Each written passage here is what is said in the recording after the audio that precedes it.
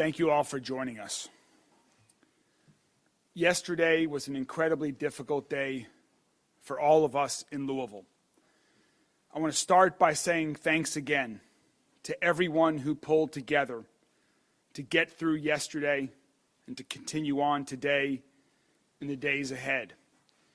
First, that starts with our police officers. Chief, to you and your entire team, thank you all very much. In particular, thank you to Officer Wilt, Officer Galloway, who were two of the first officers to arrive on the scene to confront the assailant and to save lives. You and all of the colleagues at LMPD were true heroes yesterday and every day. And to our other first responders, EMS, Louisville Fire Department, Jefferson County Sheriff's Office, the 911 operator at MetroSafe, who handled calls and dispatched so efficiently and well. And to our state and federal partners, thank you. And also a special thanks to Dr. Smith, to you and all of your colleagues at the University of Louisville Hospital. Thank you for saving lives yesterday and for saving lives every day.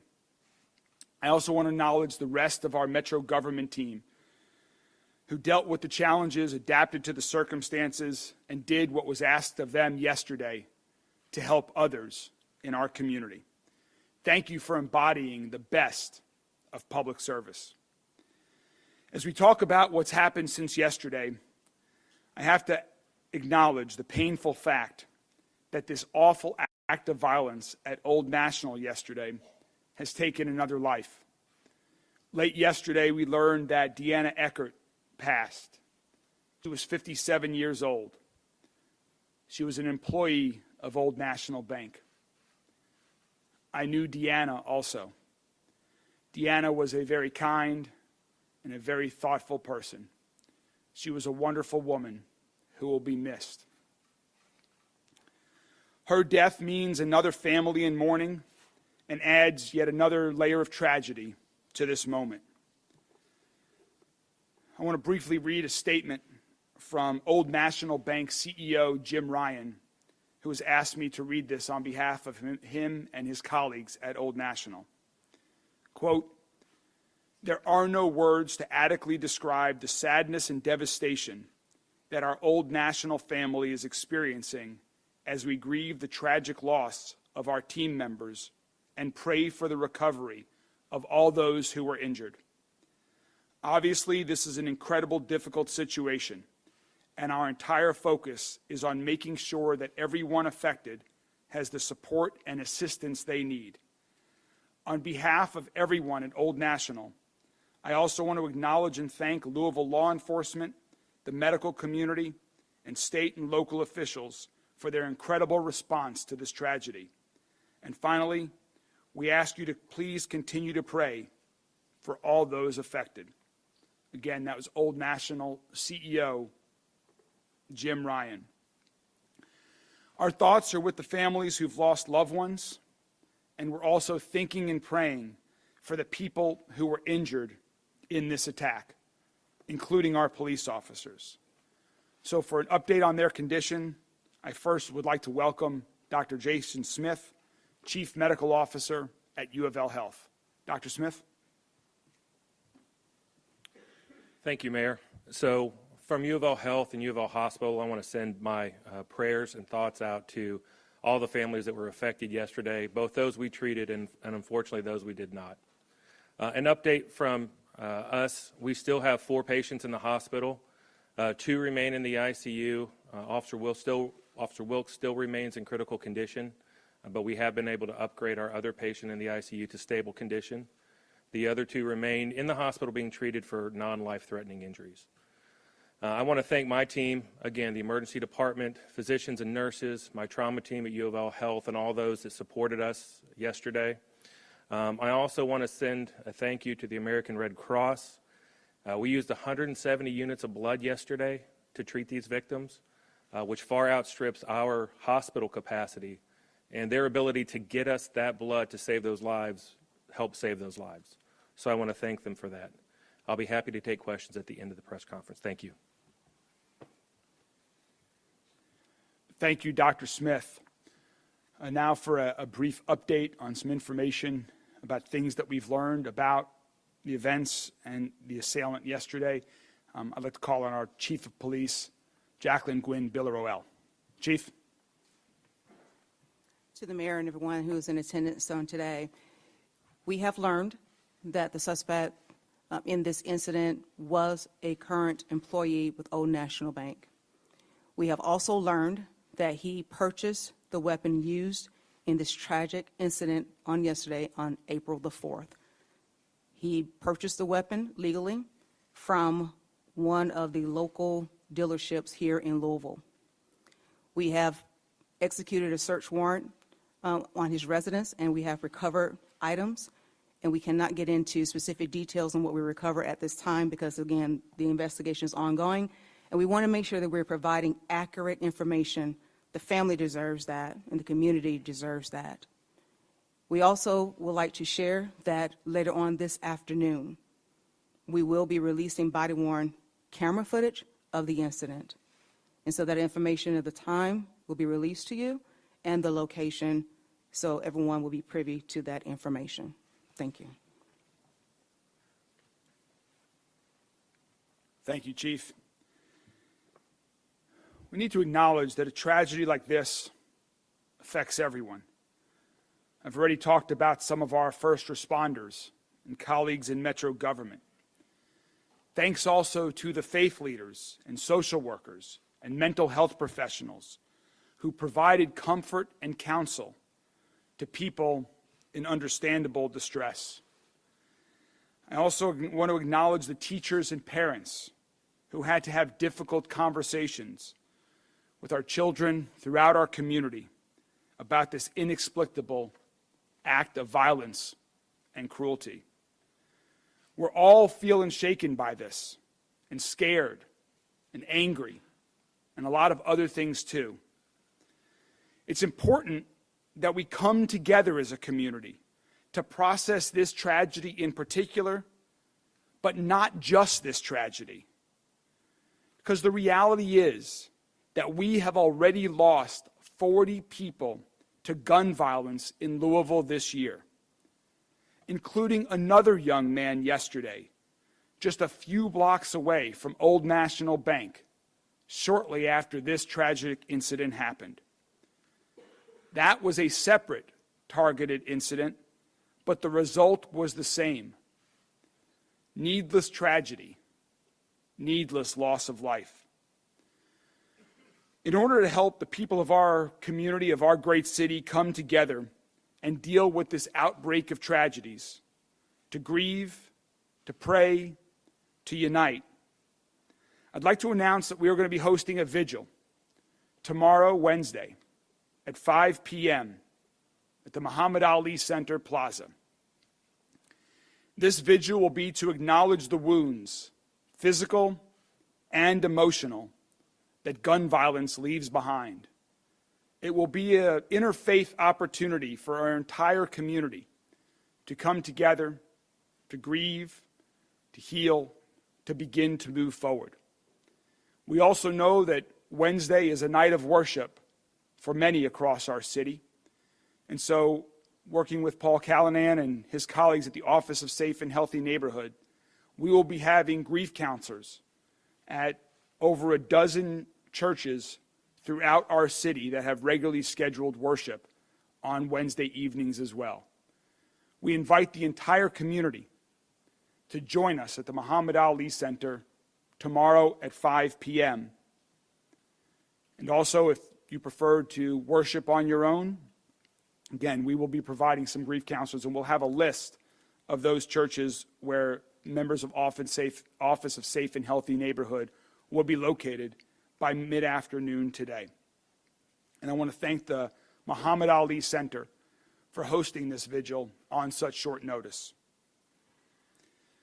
One really loving thing in the midst of this tragedy has been the sheer number of people locally and around the world who've shown such love and support for our city.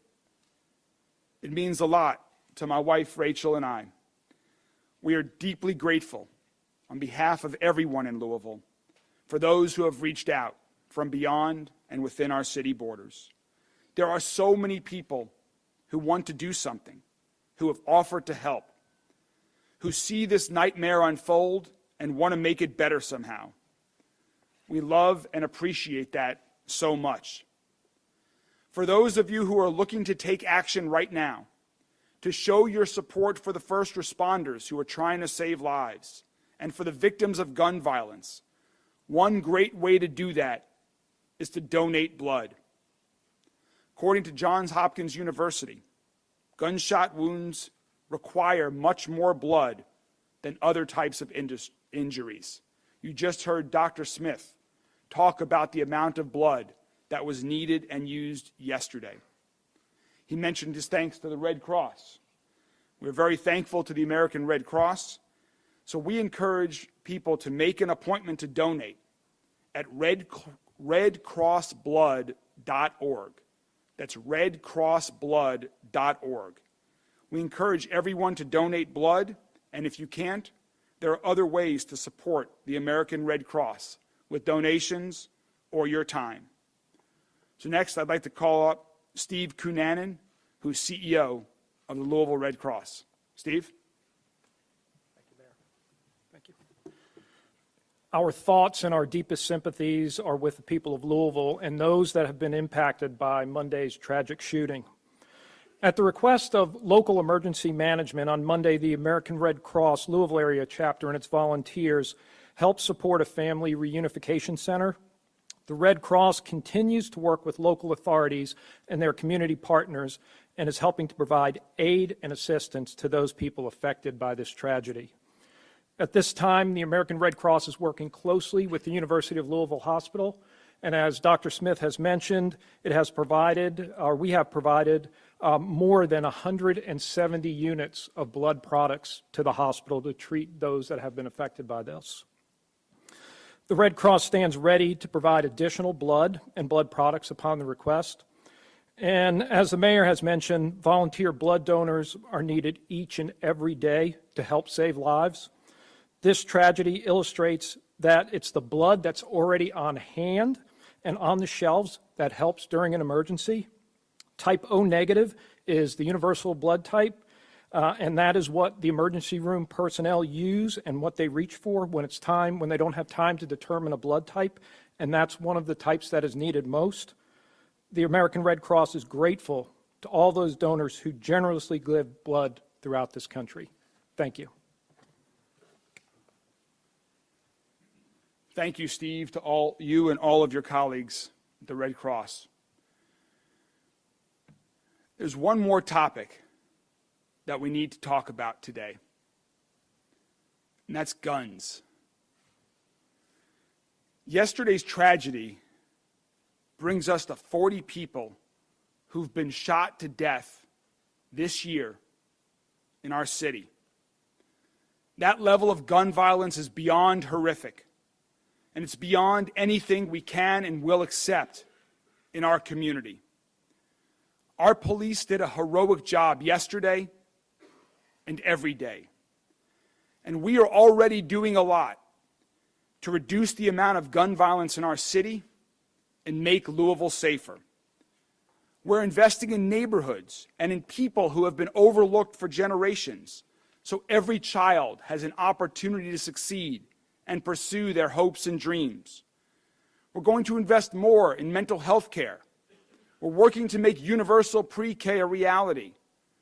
Workforce development initiatives for young and older adults alike. These are all important. These are all also long-term solutions. We have to take action now. We need short-term action to end this gun violence epidemic now, so fewer people die on our streets and in our banks and in our schools and in our churches. And for that, we need help. We need help from our friends in Frankfurt and help from our friends in Washington, D.C. This isn't about partisan politics. This is about life and death. This is about preventing tragedies. You may think this will never happen to you, never happen to any of your friends or loved ones. I used to think that. The sad truth is that now no one in our city, no one in our state, no one in our country has that luxury anymore. Last year, I survived a workplace shooting. And now yesterday, I've lost a very close friend in another workplace shooting. 5 more families have lost a loved one. It has happened in Louisville. It could happen in Paducah, in Pikeville, or in Covington. This is happening in America everywhere and will keep happening until we say enough and take meaningful action. Congressman McGarvey will talk about some things at the federal level. So I'll address what we can do at the state level. I have 2 requests today for every Kentucky state senator and every Kentucky state representative who wants to join me in reducing the amount of gun violence in Louisville. First, if you support police officers like Officer Wilt and Officer Galloway, who heroically ran into a barrage of fire from a waiting assailant with an assault rifle, if you support local decision-making to address local issues, if you want to help our state's largest city thrive, please give Louisville the autonomy to deal with our unique gun violence epidemic. Let us, the people of Louisville, make our own choices about how we reduce gun violence in our city. Other communities should be able to make the policies that work for them. Let us implement policies that work for us. So please change our state law to let Louisville make its own decisions about reducing the amount of illegal guns on our streets and gun violence that is killing far too many people in mass shootings, in individual shootings, in any shootings. Let me be clear. I don't care about finger pointing. I don't care about blame. I don't care about politics. I'm only interested in working together with our state legislators to take meaningful action, to save lives, to prevent more tragic injuries and more death. Arguing is not a strategy. Doing nothing is not a strategy. It's not a solution. The second thing, and to those in the national media that are joining us here today, this may be even more shocking than it is to those of us locally who know this and are dealing with this. But under current Kentucky law, the assault rifle that was used to murder 5 of our neighbors and shoot at rescuing police officers will one day be auctioned off. Think about that. That murder weapon will be back on the streets one day under Kentucky's current law. My administration has already taken action to remove the firing pin before turning confiscated guns over to the state, because that's all that the current law allows us to do. That's not enough. It's time to change this law and let us destroy illegal guns and destroy the guns that have been used to kill our friends and kill our neighbors. I know every member of the state legislature, like everyone else in our state and in our country, is horrified by what we saw yesterday, by what we see in other cities around the country. None of us wants this to happen again. None of us wants this to happen in our neighborhood. But it will keep happening. That's why we have to do more than what we've already done. Let's change the state laws that would make me a criminal for trying too hard to stop the real evil criminals who are taking other people's lives and who are eager to make a spectacle of mass murder.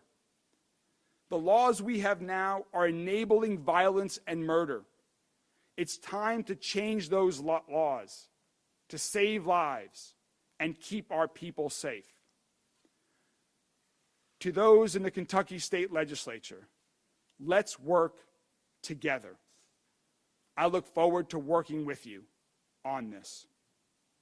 Now, I'd like to welcome Congressman Morgan McGarvey.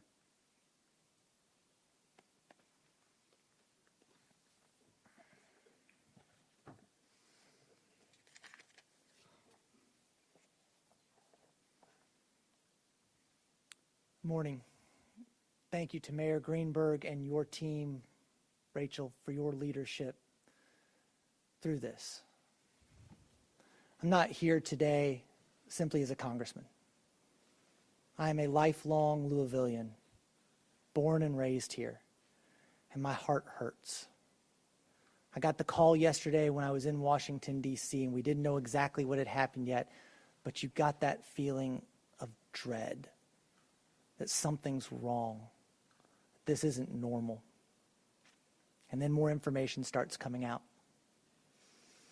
and the heartbreak begins, and the names start coming out, and we know them, and they're friends, because this is Louisville, Kentucky, the biggest small town in America.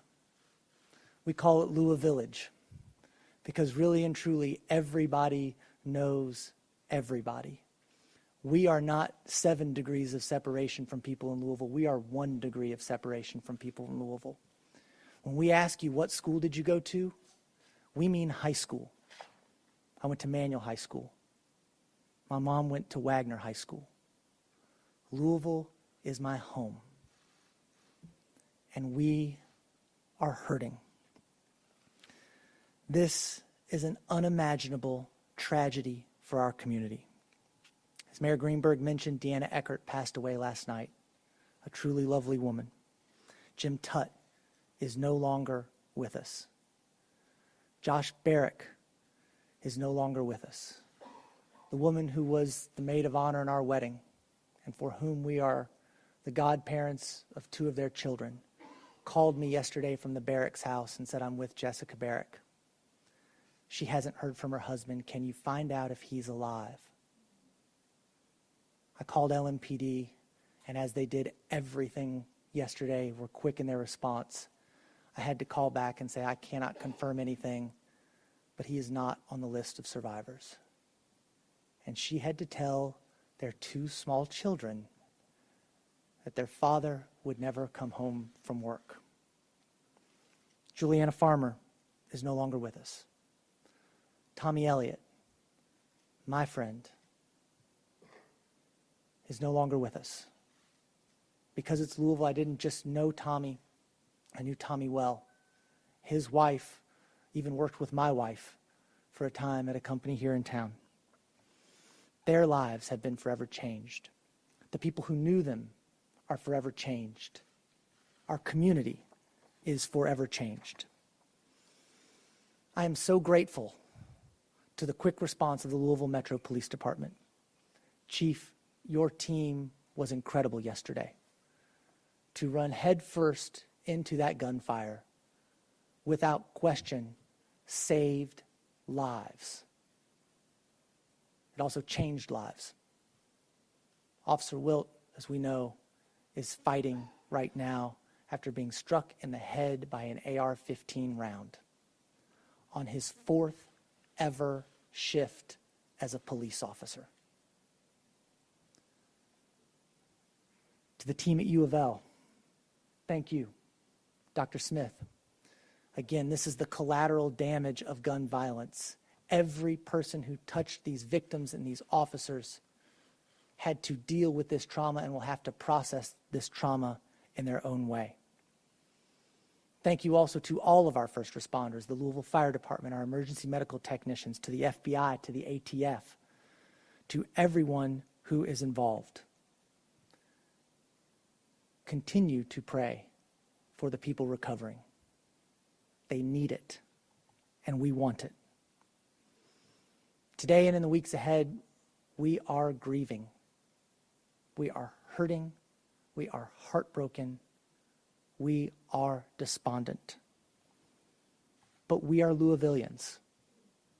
And that same close-knit community that creates this heartbreak will knit together the strength that brings us back. I'm proud of the mayor and his team for the job they've done. I've talked with the governor. I've also worked with federal authorities, talking with Secretary Mayorkas at Homeland Security and the Vice President of the United States. They are sending additional resources to Louisville, including counseling resources. Unfortunately, this is not the first, second, or third time an incident like this has happened in our country. They know what to do, and they're going to be helping us out.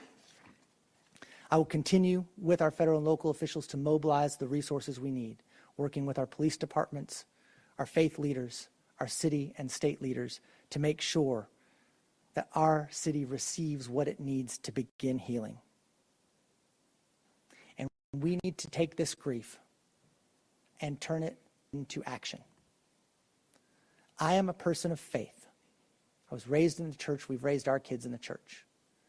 Please, if you are a person of faith and you want to give us your thoughts and your prayers, we want them and we need them.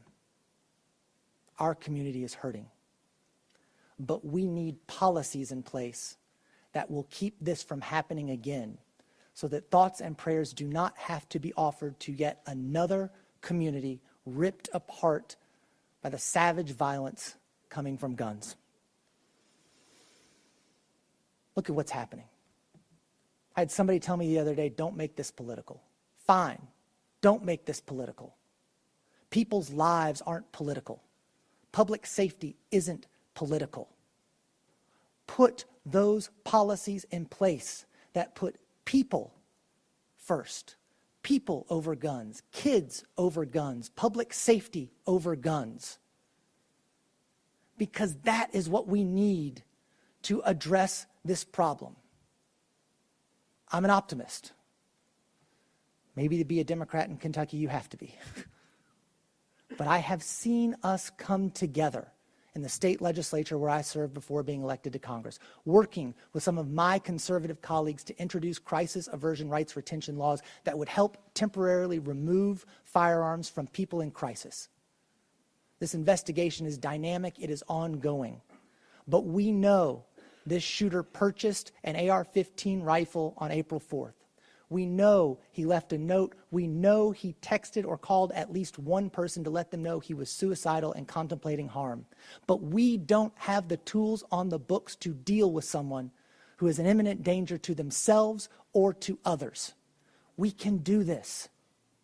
We can come together at the federal level, working with each other to solve this problem, which is impacting all of us in a uniquely American way, and get universal background checks so that people who shouldn't have a gun can't buy one, that we are taking weapons of war off of our streets, that we are helping people who are in crisis. That is not a political issue, but it becomes one when Kentucky Republicans would rather ban books and pronouns and then make Kentucky a sanctuary state for weapons. We are hurting. And no matter what policy we pass, no, it will not bring back these people. This will not bring back our friends, our neighbors, and our loved ones. We will continue to get the resources for our community that we need. And we will continue to work to make sure that we have the policies in place that keep other families, other loved ones, other kids from going through this tragedy again.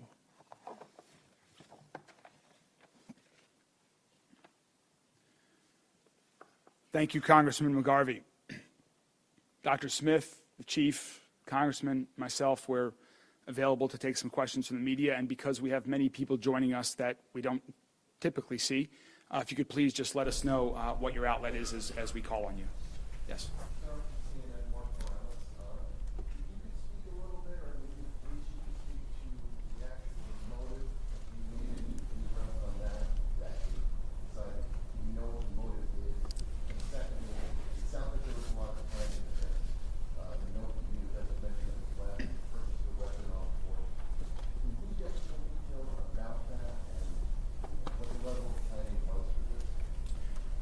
The chief might have some other things to add.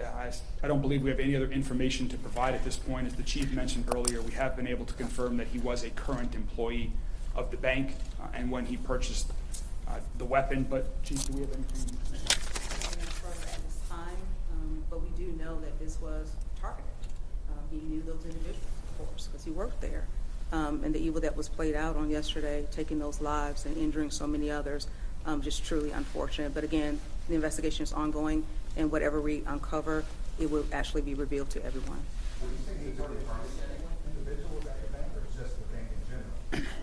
We don't have an answer to that yet, Mark. We don't know. We just know what the results are, and we will certainly continue that as part of the investigation. Chief, can you speak procedurally about what comes next? We know that LAPD standard protocol, when officers fire their weapons, there has to be an investigation. Can you give us a timeline for what that looks like? Who will be conducting the investigation? When will we know how many officers fired shots? Things of that nature. Yes, and I have my colleagues here who have been done an extraordinary work in helping me on yesterday.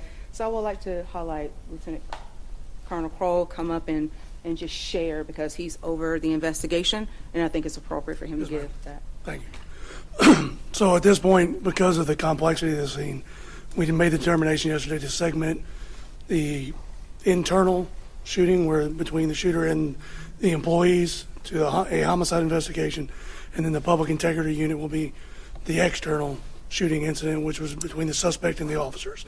So there's two separate investigations going. Louisville Metro Police will be handling the public integrity unit and the homicide investigation. We discussed it with KSP yesterday and determined that was the appropriate route for us to keep it within our own structure there. As far as number of rounds or any specific information, it's going to be quite some time before we're going to share any kind of specifics that would, taint the investigation one way or another. Yes, ma'am. As I think we've said multiple times, it was an AR-15. Yes, sir. Yes, ma'am. Adrian Broadus from CNN, and my question is for Dr. Smith. Thank you first to all of you for being here. Can you just share with us what is on your heart and what that process was like for you and the team who had to operate on Officer Rhodes, and how long did the surgery take? Sure. Well, I won't get into too many specifics about the patients we're currently caring for. We did operate on 3 of them yesterday that required emergency operations. My team were absolute professionals. We trained for this. It's very difficult to be able to process what's going on during that time. And so the training that we do with our emergency department nurses and physicians, our surgical services, our trauma teams, the blood bank, all of that makes a huge difference in being able to save those lives, because we have to act quickly. But I'll be honest, caring for 3 shooting victims, plus the other that came in, is not an infrequent day for us. And the events surrounding this made this obviously much more difficult. But to be honest with you, we barely had to adjust our operating room schedule to be able to do this. That's how frequent we are having to deal with gun violence in our community. I'll tell you personally, I'm weary. I've been in Louisville for 15 years, all of it at University Hospital. For 15 years, I've cared for victims of violence and gunshot wounds. And people say I'm tired, but I'll be answered. It's more than tired. I'm weary. There's only so many times you can walk into a room and tell someone they're not coming home tomorrow. And it just breaks your heart when you hear someone screaming, "Mommy," or Daddy, it just becomes too hard day in and day out to be able to do that. Now, my team is fantastic. They're absolute professionals and they're wonderful. But sooner or later, it catches up to everybody. You just can't keep doing what we're doing because you just can't keep seeing these lives lost. You can't keep seeing all the people with these horrific injuries coming through the door without doing something to try and help them. And I don't know what the answers are. I'm a doctor. I don't know what the answers are. But to everyone who helps make policy, both at state, city, federal, I would simply ask you to do something. Because doing nothing, which is what we've been doing, is not working. We have to do something. Because this is just getting out of hand across our city and across this great nation of ours. Sorry. Thank you, and no sorry. Yeah, so he's still in the ICU. He's still sedated. And I apologize. I am not going to release any other information for the patients that we're still taking care of. Still in critical, so yesterday, the next 24 hours are going to be very intense. Is that still the same thing today? Yes, so he's still in critical condition in our ICU. He's being treated by our neurosurgery team, being treated by our trauma team and our anesthesia teams, and is still undergoing a lot of care at bedside. Good news, we have another patient released. I don't talk a lot about, but first to see people receive trauma care. Another person was able to leave and walk out of the hospital. How does that feel to see the good part of this today? Yeah, so I mean, the answer is that, today we had 4, we may have 3. The ones that are doing well are doing well. And I think, the work that we do with the physicians and the nurses at the hospital is just, it's unbelievable sometimes the people that we're able to save these days. We have partners like the Red Cross that can get us, 170 units of blood in an 8-hour period of time. It's just the coordination of the city, of the healthcare system, and of the hospital is outstanding to be able to say that those patients are going home. May, Security at the bank, and can you talk about any steps that people inside the bank have taken that might have saved lives or they might have taken that continue us in this situation? Yeah, I'll call on the chief or someone from LMPD to talk about precautions to take if this ever happens to you and you find yourself in a similar situation. I don't think we have the information yet on whether there were armed guards within the bank. We don't have any evidence that there was, but we have not yet confirmed that. Chief, you or someone else from LMPD? Deputy Chief Paul. Talk about some precautions. like you said, we have no information about any armed security that was at the bank, but in these situations, it's very simple. We teach people run, hide, fight, right? I can say that we do know that people saved their own lives yesterday when they heard the gunshots, and they either run or hid, and they got out of the danger area, and we're grateful for that. So run, hide, fight. Get out of the area. If you cannot get out of the area, hide.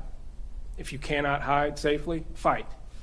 Do not think that you do not have the capacity to fight back and save your life. When it comes down to it, that's the only choice you have, and you better fight like your life depends on it, because you have to. So run, hide, or fight. Mayor, I have a question for you when it comes to... We don't have an exact number of people who were in the building or in the shooting yet. The shooting took place on the first floor, which is slightly elevated from the sidewalk because of the grade there. There were other people in the buildings. LMPD did clear the entire building in a very safe and rapid manner, so there were many other people in the building. We don't have those exact numbers yet. Yes, sir. Question for the chief regarding Officer Will. Officer Galloway was also mentioned first of all. Is that his field training officer? That is correct. Obviously, as we heard, this was his 4th shift on the job. Is it accurate to say he still did not hesitate He did not hesitate at all? at all. He was with his field training officer, and he did not hesitate. I'm just truly proud of the heroic actions of those 2 officers and everybody else that responded. They went towards danger in order to save and preserve life. And that's what you saw on yesterday. They stopped a threat so other lives could be saved. And so no hesitation, and they did what they were called to do. And how do you, as we've heard from Dr. Smith, being weary about his staff having to treat gunshot victims,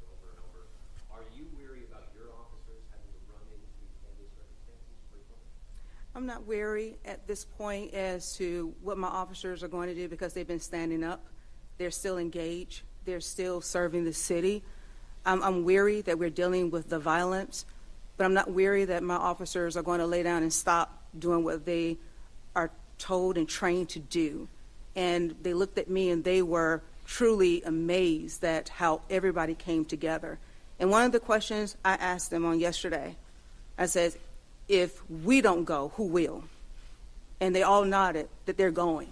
And so we'll continue to go because the citizens of this great city depends on us.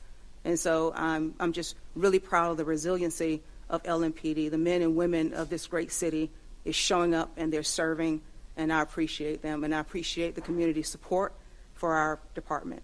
Mayor, question for here, and then you. we'll go over here. You One second, share a Isaiah. rela- We'll get this question, and then we'll come over to you guys.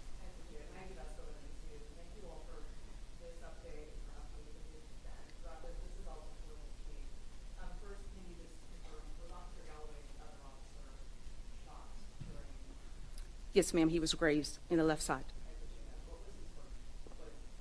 I'm sorry. Corey. Yes. Can you also speak to any potential history of red flags that may have existed with the suspect? You've heard about a possible voicemail via dispatch audio. I assume you spoke to his family at this point. Have you heard about a possible history of mental health issues? So just any kind of context you can give about what may have led up to this, what you know now. Again, it's still ongoing, and we're just trying to piece everything together and just truly unfold everything. But again, once we do have it all, you'll be able to receive that information in its totality and with accuracy, because that's important. So right now, we're just still at the beginning stages, and I know we want more, but we're right here, and just the family deserves for us to get this right and continue to do the right way. Sorry? I don't want to confirm that just yet. The confirmation of a note? Okay, so we're just going to leave it right there for right now. Isaiah? Mayor, you share a relationship with many folks who work in that building. We have heard reports saying that the shooter was given notice of his termination of work there. Can you confirm that? That is not, from what I have been told from an official at the bank, that is not accurate. The shooter was a current employee of the bank. Not given any notice that he might be fired? Not to my knowledge. I don't believe that is correct. I don't believe that is correct. Mayor, you laid out a number of things that your administration has done thus far, but you also issued that plea to the state legislature for 2 laws specifically that you would like to see them change or it change. With that said, do you feel at this point that your administration or this government has done all it can to address the gun violence issue, and now the state legislature is essentially the only agency that can come in and change these laws to allow you to go further? We're going to continue to keep trying. We've been doing a lot. We've started to do things that had not been previously done, both in terms of short-term action with respect to reducing the amount of illegal guns on our street and long-term investments in people and neighborhoods. And we're going to keep trying. We're working with our partners on the Metro Council, who I know are very supportive of a lot of what we're talking about here, because like me, they care about our city today and they care about our city tomorrow. But one way we can do more is with the help of the state legislators. And that's why I'm reaching out to all of them today, and will continue in the days and weeks and months ahead, is to help us, give us more tools in our toolbox to address this unique gun violence epidemic that we have in Louisville in a way that the members of the Metro Council and our administration and the people of Louisville feel is most appropriate to keep our city safe. Do you want to see a special session? I'm not calling for a special session at this time. I want to have conversations. I want to work on a plan, and I want to work on getting that implemented as fast as possible, and we can figure out those details later. I have a question for Dr. Smith. We were told about the 170+ units of blood that was used yesterday. A lot of people have been asking how can they help. Speak about just something as simple as giving blood and how that can help you all with your operations right now, because there are other patients outside of this casualty, this unfortunate situation that happened yesterday that may need your operation. Yeah, there are always other patients, is the simple answer to that. When we appreciate everyone getting out, but donating blood now helps us in the future. And the lives that were saved yesterday were because of the American Red Cross and the blood they had on the shelves and the blood that they provided us. So going now to donate and continuing to donate is what's going to make a difference for the patients that are coming through the doors tomorrow, today, a week from now, a month from now. It's not just enough to go once, because the blood is a finite resource. It lasts a finite period of time. It needs a continual effort from all those in the community to help supply the blood products needed to care for those that are victims of violence, of trauma, of car accidents. And I think that is really the message to get out, is give blood and continue to do that. What were the names of the other two officers who were injured other than hospital? One was Officer Galloway that we were talking about, and the third was? And that's correct. And we had just another officer that was just had a bruise on the left. It was not the result of a gunshot. The third officer was injured in the response, but not as the result of a gunshot. Tara? Two lines of were issued this morning for Dow Chemical and Echo America emergency testing. I wondered if that was in response to what happened yesterday, or if these are standard tests that are done.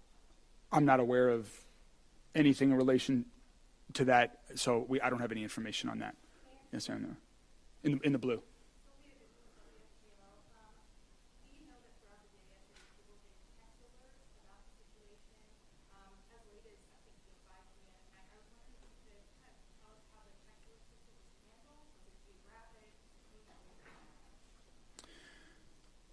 The most important thing in the immediate aftermath, in the minutes after that, was to ensure that our officers could respond, and that they could respond initially to the scene as they did, and then to secure the scene and start ensuring that there was access to the hospitals for the victims, and to get support to the victims who were there. That was the immediate focus, and so shortly after the shooting, an alert was sent out to encourage people to avoid that area. I understand that was well after the situation. The immediate danger had been addressed and neutralized, but we still wanted to keep people away from that officer. From that area, we had so many first responders of all sorts that were there, and we were trying to keep those lanes clear and people away from there so that they could focus on doing what they needed to do. Yes. Not at this time. Yes, ma'am.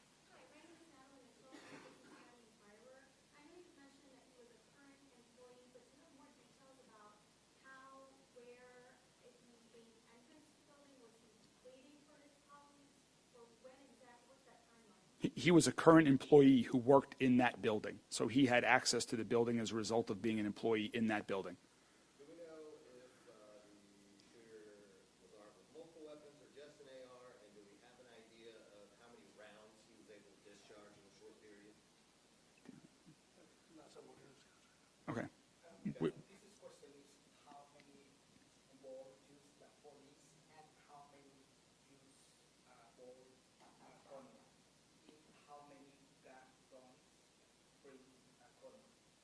How many guns did the shooter have? And shot corner and shot the police.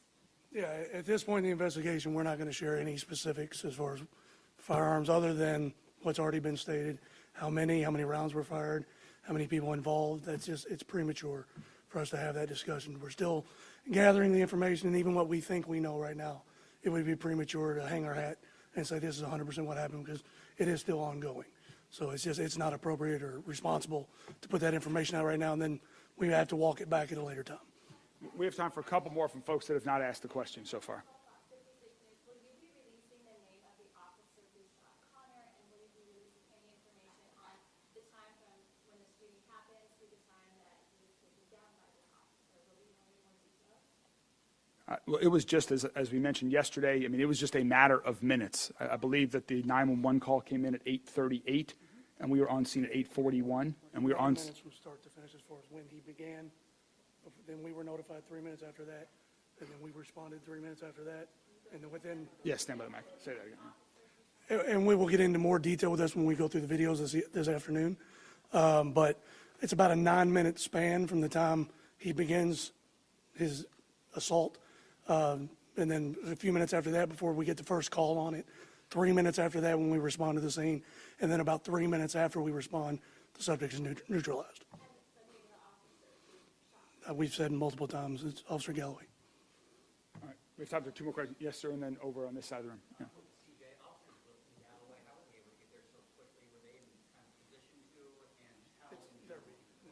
They're right. That's their geographic area of responsibility, so they were patrolling in the immediate area when the calls came out.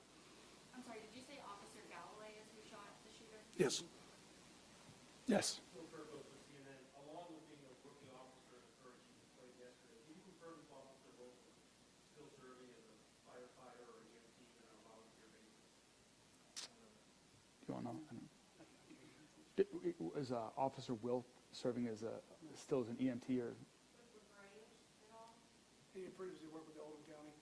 Okay. Previously worked at Oldham County. We don't have any other information on that. We, again, as was mentioned, we will continue to provide updates on all of this. We will be releasing body camera footage later this afternoon. If there are other updates available at that point in time, we will make them available.